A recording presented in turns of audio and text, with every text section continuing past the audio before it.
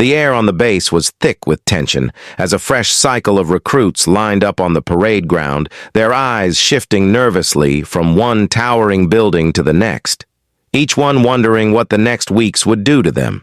And in that crowd stood a young woman. Her posture straight, her gaze steady unlike the others. She did not shuffle or fidget. She simply stood waiting, and her stillness was enough to draw attention from the hard eyes of the drill sergeant who prowled back and forth, scanning for weakness. The drill sergeant was a man known for breaking recruits before they even understood what they had signed up for. His voice was like thunder, and his presence loomed over the field like a storm cloud. He thrived on fear, and every cycle he searched for the one who looked easiest to crack, and on that morning his gaze locked on her small frame, her quiet expression, her lack of nervous tics, and instead of seeing fragility, he felt challenged, though he would never admit it out loud, and so his decision was made. She would be the one he crushed in front of the platoon. The recruits snapped to attention at his barked orders, boots slamming against the concrete, the sound echoing through the yard. He circled them like a predator, eyes sharp and searching until he stopped directly in front of her. She met his glare without blinking, and for a brief second, the silence was deafening. It was a test one he expected her to fail, but her unflinching composure made his jaw tighten. His authority demanded that he expose weakness, and if none was visible, he would create it. The platoon sensed it too, the way his focus lingered on her longer than anyone else, the way his voice rose louder when he barked orders in her direction, the way his boots stopped just short of hers as if daring her to flinch. Recruits exchanged nervous glances, because everyone knew what it meant when the drill sergeant singled someone out. It meant long nights, bruised bodies, endless punishments, and the crushing weight of humiliation, all designed to make them quit before they could even begin. He made her drop and give push-ups before anyone else. Her arms steady, her breathing controlled, he ordered her to sprint twice the distance of the others, her steps sharp and measured. He shouted insults that would have reduced most recruits to tears, yet she remained silent. Her jaw set, her eyes never leaving the horizon, and though she was silent, the platoon could feel her response through every movement, through every unbroken command. Her silence was not weakness, it was defiance, though the sergeant was not ready to see it that way. The sun climbed higher, beating down on the recruits as sweat soaked through their uniforms, and still he returned to her again and again, his voice echoing across the field, daring her to fail, waiting for the moment when her body would give out.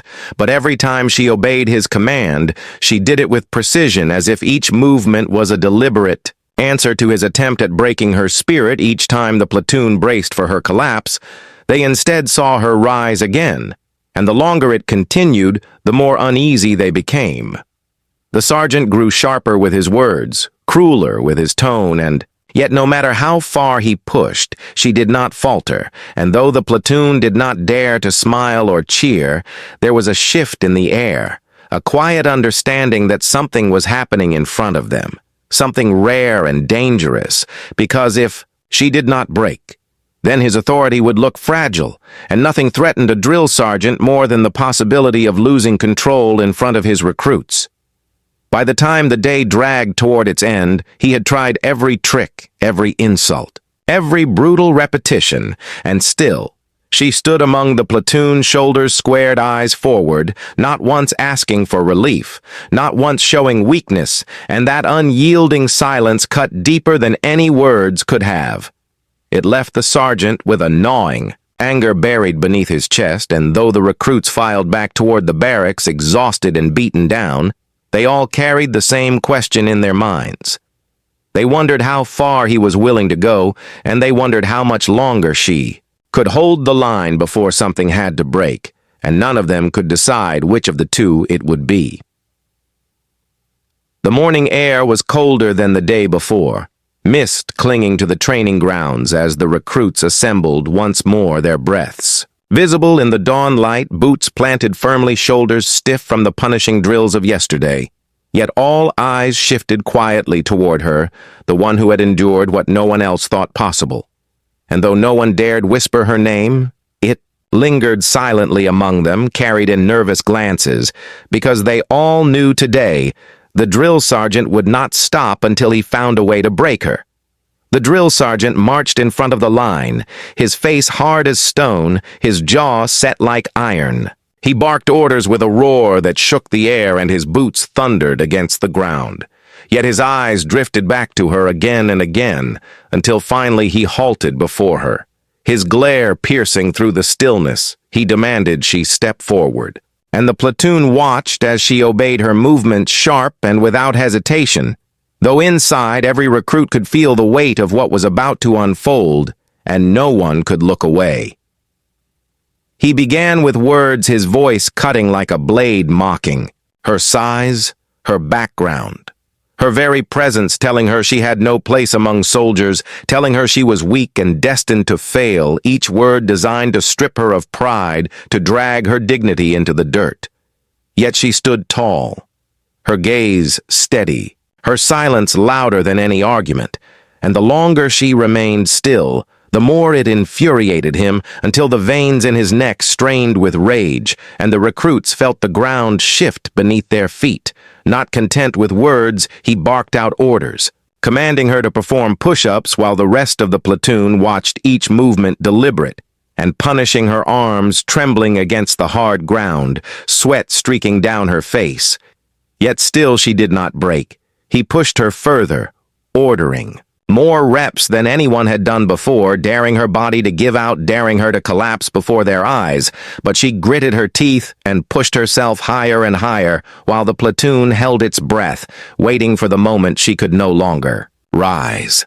When her arms finally quivered with exhaustion, he forced her to sprint across the field faster than anyone else, ordering her back and forth as the sun climbed higher, his voice echoing with every command, each lap leaving dust in her wake, her legs burning, her chest heaving with effort.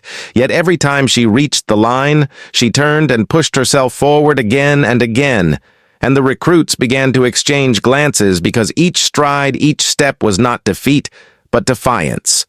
Though the sergeant pretended not to see it, the sweat dripped into her eyes, blurring her vision. Yet still she did not stumble. Her breathing grew ragged. Yet still she did not stop, and though the sergeant screamed louder, though he hurled insults that dug deep, like claws, she gave him nothing. No tears, no plea. For mercy, only silence and unbroken determination, and the recruits standing at attention began to feel a shift in their own chests, as if something unseen was unfolding in front of them. Something that would not end the way the sergeant intended. His anger grew wilder with each second, until finally he ordered her to perform an impossible drill, stacking push-ups, burpees, and sprints into one brutal cycle, her body driven to its very limits, and yet she moved with mechanical precision, even as her muscles screamed, even as her lungs fought for air. The more he pushed, the sharper her discipline became, until the platoon could no longer deny that they were not watching her fail, but watching her rise, and though no one dared smile, the truth was undeniable. The drill sergeant slammed his fists against his sides, his eyes blazing with fury, because in front of the entire platoon, his attempts were unraveling every second she remained standing. Was a blow against his authority, and though he shouted, though he demanded, though he towered over her with every ounce of intimidation he possessed, she did not yield. Her silence was stronger than his voice, her presence heavier than his threats. And the recruits stood frozen, wondering what line he would cross next and whether even that would be enough. The sun hung high, the drills dragged on, and still she endured.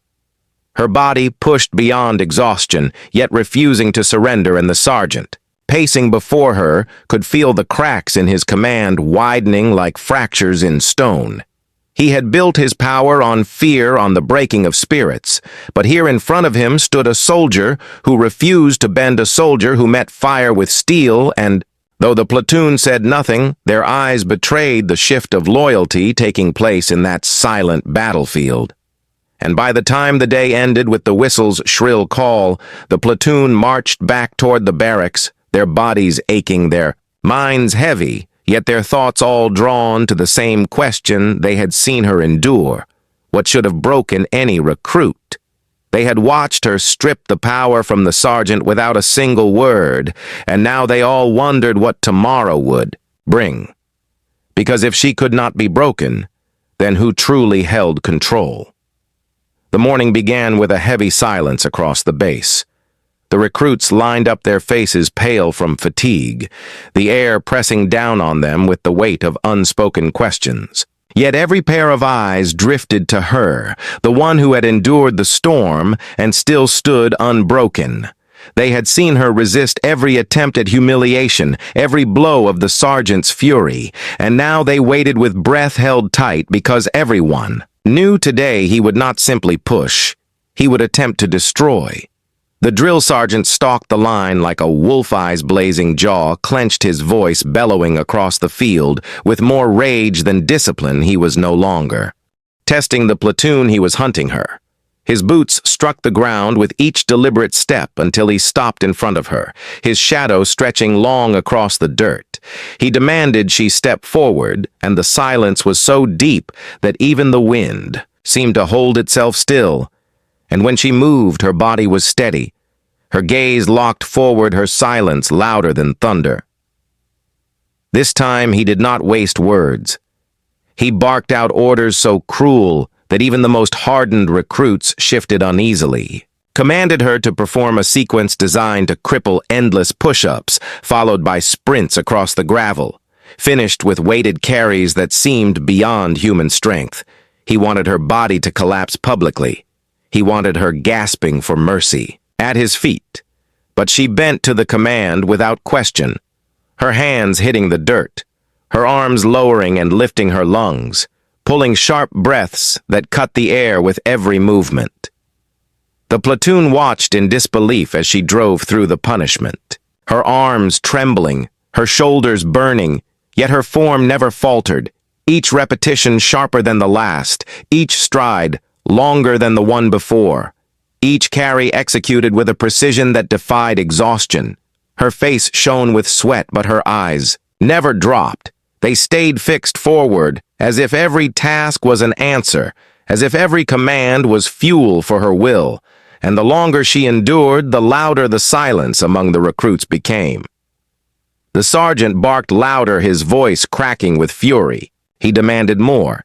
He added weight to her carries, extended her runs, forced her down for more push-ups than anyone thought possible. Her body shook, her muscles screamed, but she pushed beyond every line he drew. She gave him nothing, no word, no cry, no collapse, only more defiance hidden inside discipline, and the recruits felt something shift deep inside them because they were no longer watching her survive.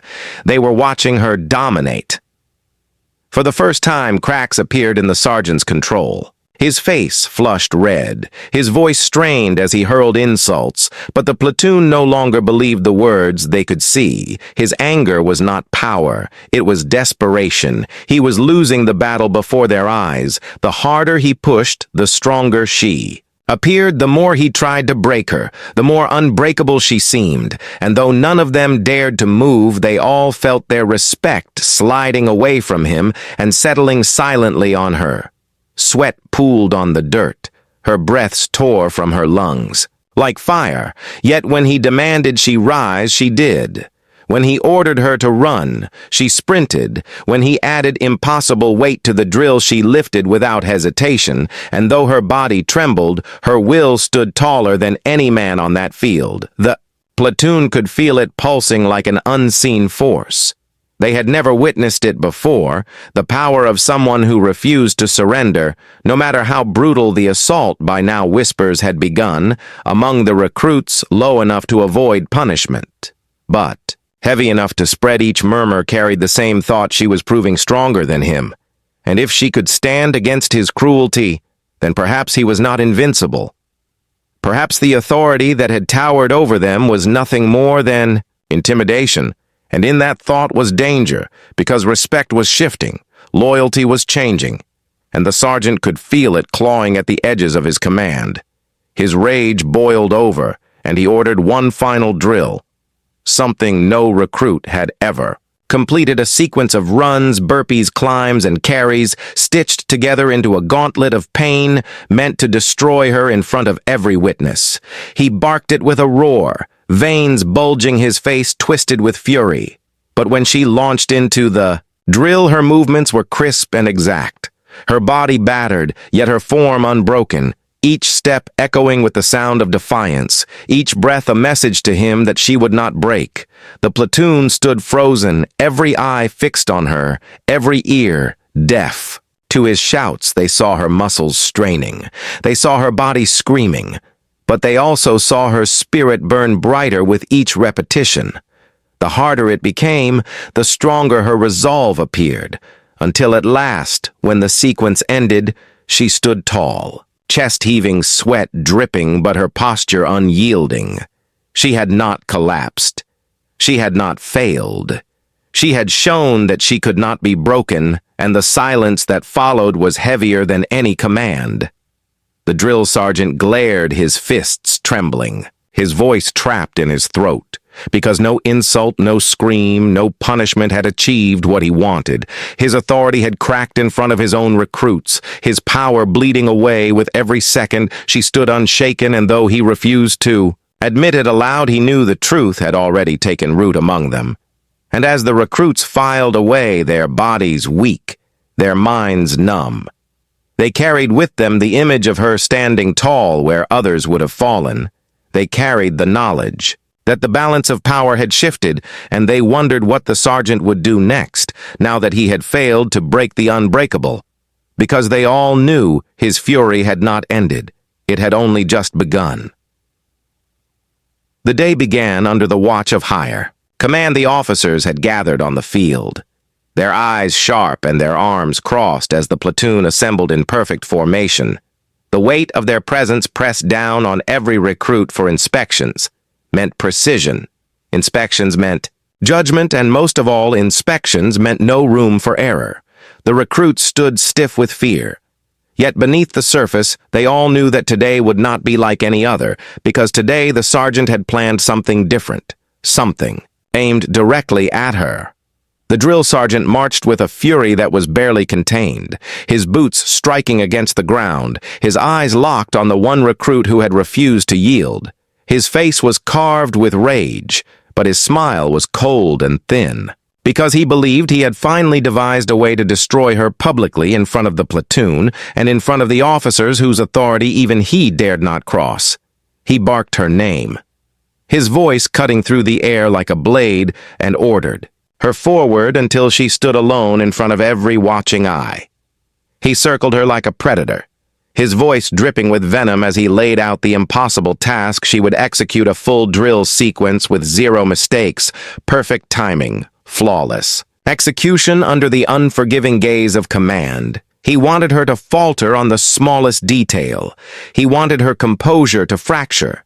He wanted the officers to witness her failure so he could declare victory and restore the power she had stripped from him, and the recruits held their breath because none of them knew if even she could endure this.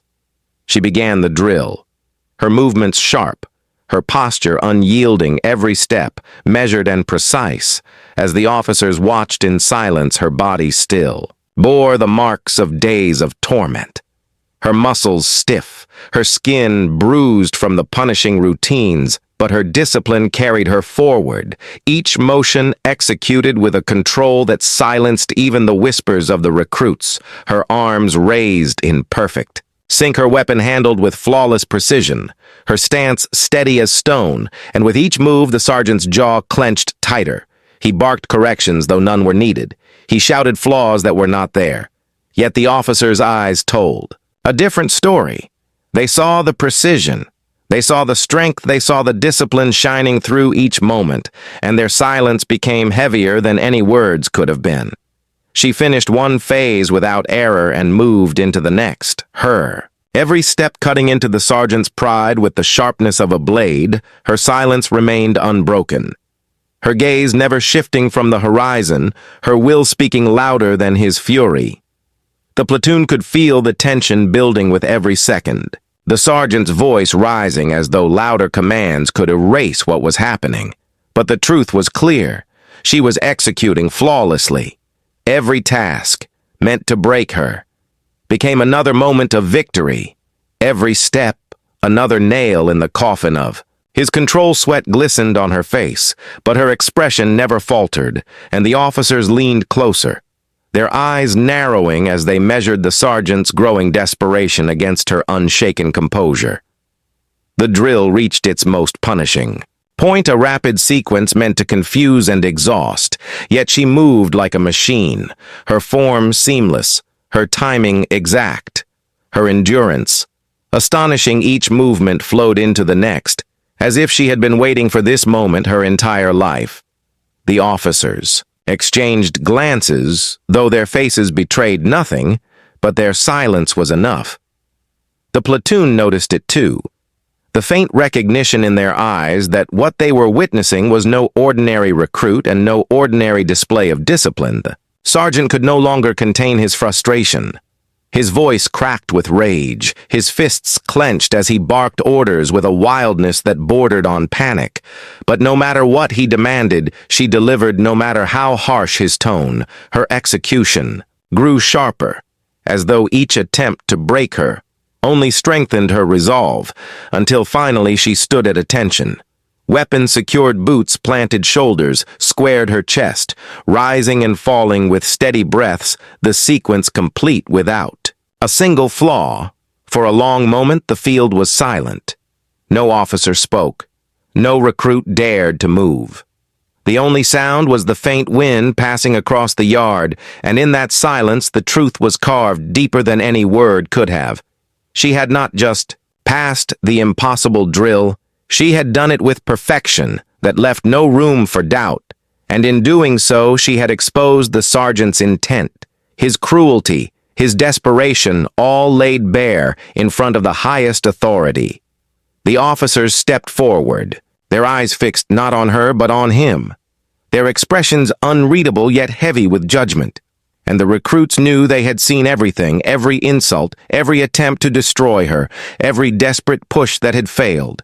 And the sergeant, though still trying to stand tall, felt the weight of their silence pressing against him, heavier than chains, because his power, his authority, his reputation had cracked in front of the very people who could end his career with a single word. Stood without moving, her eyes forward, her silence unbroken, not once looking at him, not once seeking recognition, and that silence was more devastating than any words could have been. It told the officers everything they needed to know. It told the platoon everything they already felt, and it told him that his time was coming to an end, though he tried to mask it behind clenched teeth and a glare that no longer inspired fear. The platoon was dismissed, the officers walking away, their whispers low, their eyes heavy with thought, but every recruit carried the image with them the moment she had stood unbroken, the moment the sergeant had been exposed for what he was. And as they marched back to the barracks, their steps echoed with a single, unspoken question. What would the sergeant do now that his downfall had begun? The days that followed the inspection were heavy with silence across the base. The recruits moved through their routines with discipline, but beneath the surface, every soldier carried the memory of what they had seen. The drill sergeant who had tried to crush her, standing red-faced and trembling with rage, while she completed every command flawlessly in front of the officers, that moment lingered in their minds stronger than any order or punishment, because it was the moment his power cracked in front of everyone. The sergeant still barked commands, his voice loud enough to rattle the air, his presence still towering over the platoon. But there was something different. Now something that every recruit felt deep in their bones. The fear that once kept them rigid was gone. His tone no longer carried the same weight. His shadow no longer stretched as far, and though no one dared say it aloud, his authority had slipped. Away it had bled out in front of the officers when she had refused to break. The whispers spread like wildfire across the barracks, each soldier careful to keep their voices low but unable to contain what they had witnessed. Some said he would not last the month, others said the officers were already building a case against him. All agreed on one truth, that his days of power were numbered. The recruits who had once quaked under his gaze now met his commands with a different kind of silence. Not of fear, but of endurance, a silence that mirrored hers. She never spoke of it. She never boasted. She never even looked at him longer than necessary. Her focus remained on the drills, her movements sharp, her body precise, her eyes always forward. But the platoon began to mirror her in ways they did not even notice. They carried themselves straighter. They endured longer. They executed commands without complaint. They had seen what true strength looked like, and it was not in rage or cruelty. It was in silent, unyielding resilience. The sergeant noticed it too, and it drove him deeper into desperation. His punishments grew harsher, his orders more reckless, as though he believed he could claw back the fear he had lost. But the harder he pushed, the less effect it had. He shouted until his voice cracked. He punished until his fists trembled. But the recruits simply endured, just as she had endured. They absorbed every blow and kept moving forward, and the more they did, the more obvious it became that his authority was no longer feared. It was pitied. The officers were watching closer now, their eyes sharp whenever he barked too loudly, their ears keen whenever his punishment seemed excessive. Reports began to circulate, whispers of formal complaints, statements being written down, evidence being gathered. The platoon said nothing, but they knew what was happening, and the sergeant knew too. He could feel the walls closing in around him with every day that passed, every moment. She stood tall every second. His voice rang. Hollow. One evening, the summons came. The sergeant was called to face an inquiry, his name spoken in clipped tones by the officers who stood in judgment. Their questions were sharp, their voices steady. They asked about his methods, about his punishments, about the excessive focus he placed on a single recruit, and with every answer he gave, the cracks in his story grew wider until even he could hear them breaking apart. He denied, he deflected, he raged, but the truth was already out in the open. Witnesses were called one by one, recruits stepping forward, their voices steady, their testimonies sharp. They spoke of the punishments they had seen. They spoke of the cruelty they had endured. They spoke of how he singled her out again and again. And though she said nothing, her silence was its own kind of testimony, her unbroken presence already known by every officer who had watched her on the field. Her actions had spoken louder than words could have ever done. The verdict was swift. The inquiry concluded that he had abused his authority, that his conduct had crossed the line, that he was unfit to lead. The announcement spread across the base like lightning. The drill sergeant was finished, his career collapsing in disgrace before the very recruits he had once ruled. With an iron voice, they watched him stripped of his power, his final orders delivered not as commands, but as bitter farewells whispered behind closed doors. The platoon did not cheer. They did not celebrate. They stood in silence, their faces unreadable, but inside they carried something greater than victory. They carried the memory of what they had seen, the proof that no matter how loud a man shouted, no matter how cruel he became, strength was not in fear. Strength was in the will to endure, and she had endured beyond anything they had imagined. She remained unchanged, moving through the drills with the same quiet discipline as the day she arrived, her posture straight, her eyes forward, her silence unbroken. But she had become something more than just another recruit. She had become a symbol, a reminder that true strength did not need to shout. It did not need to humiliate it, simply endured until the world was forced to see it for what it was. The story spread beyond the platoon, whispered in mess halls, carried through the barracks, retold by soldiers who had witnessed the downfall of a man who thought he was unbreakable and the rise of a soldier who never needed to say a word. Her story became legend, a lesson passed from one cycle of recruits to the next, a reminder that sometimes the attempt to break someone only revealed that they were made of steel. And long after the sergeant was gone, long after his name faded into disgrace, the story of how she ended his career without raising her voice lived on in the shadows of the base, etched into the memory of every soldier who had stood there watching on that day. Because they all knew the truth. The sergeant had tried to break her, but in the end it was his own career that shattered against her unyielding silence.